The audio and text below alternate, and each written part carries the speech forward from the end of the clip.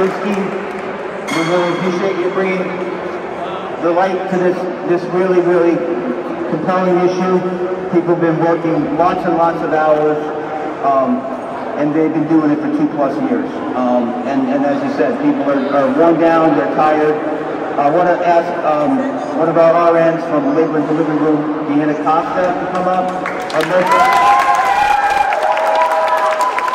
I think she would agree that her most important role is Mabel's mom, but she's a pretty damn good nurse too, so. Good afternoon. Thank you, Patrick. Thank you, everyone that's in attendance. My name is Deanna Costa. I am a registered nurse at Women and Infants Hospital in Providence, Rhode Island.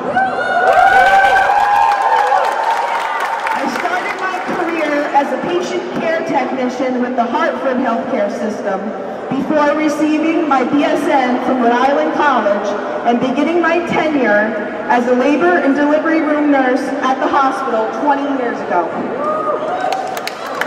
For those of you that don't know, Women and Infants is what is known as a tertiary level of care hospital that is providing obstetrical, gynecological care for all women of all ages. We also have a vast oncology unit and a 75-bed NICU. The patients we serve are filtered in from throughout Rhode Island, as well as Connecticut and Massachusetts.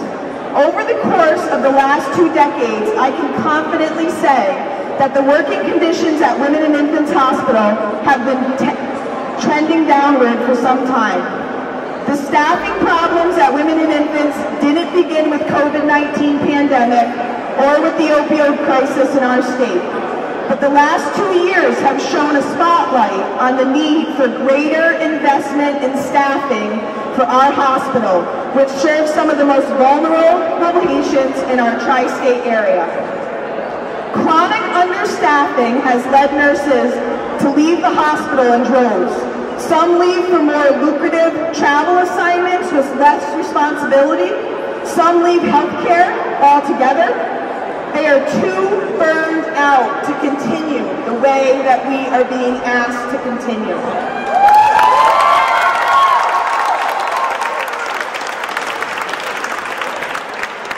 Understaffing leads to unreasonable assignments, testing the morale and the ethical limits of even the most dedicated nurses, and sometimes forcing them to decide to take their talents elsewhere.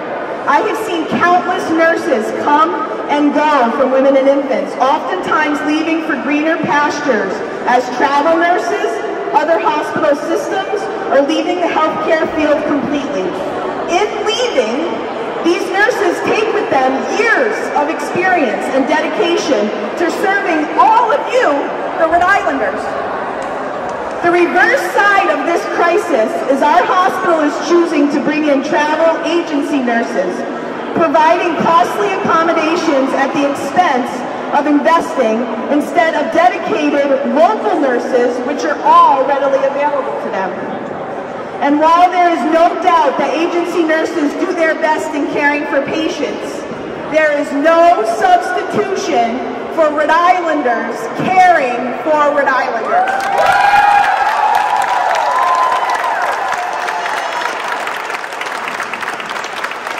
Our communities and our nurses deserve better.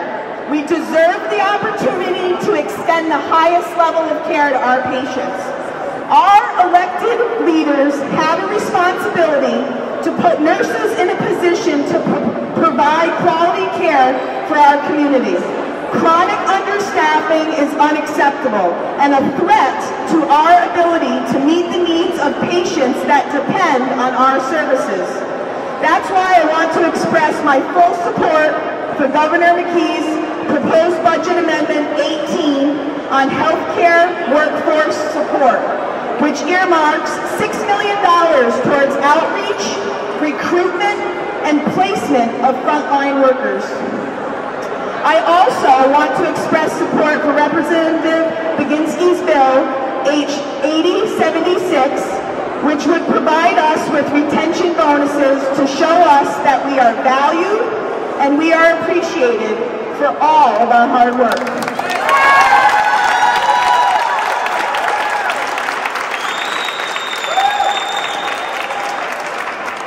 Nursing for us is not just a job.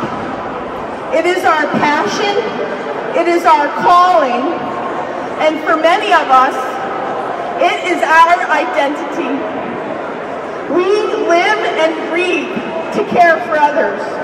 The pandemic took a huge toll on nurses, but we showed up in our community and in our hospitals when they needed us the most. Nurses dealt with lack of PPE and other vital supplies during the early days of COVID-19. We risked our lives and our families' health, and it is our elected leaders' turn to show up for us and invest in the nurses.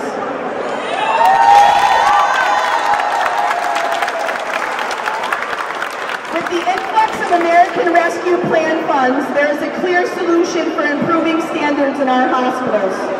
It is time for our leaders to put our nurses, our patients, and our hospitals on a path to a healthier future.